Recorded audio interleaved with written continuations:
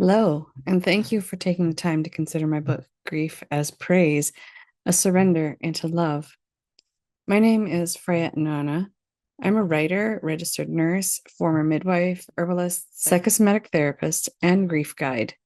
For much of my life and work, I have stood at the thresholds of birth, death, trauma, healing, transformation, and rebirth.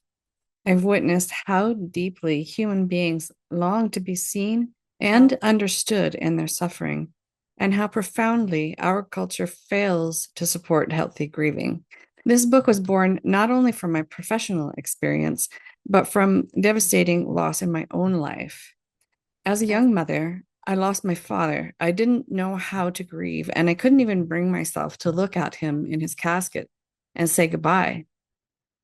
The religious culture I was raised in saw too much sadness as a lack of faith, and even culture at large in Western society is uncomfortable with too much sadness or for sadness that lasts longer than the prescribed amount of time.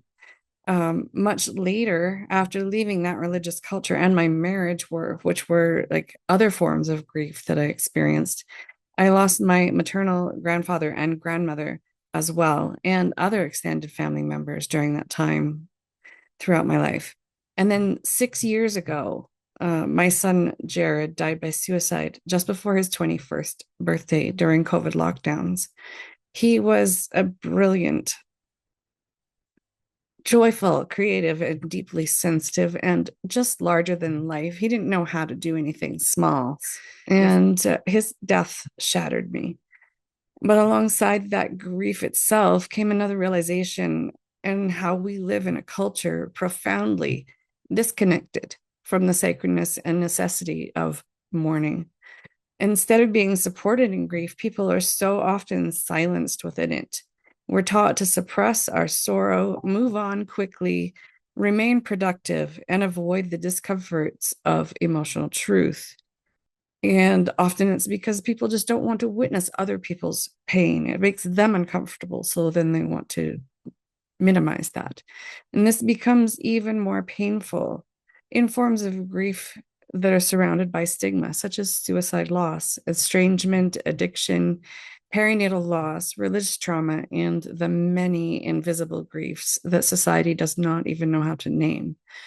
I wrote Grief as Praise because I believe grief is not pathology. It's not weakness. It's not something you just move on from. Grief is love continuing on.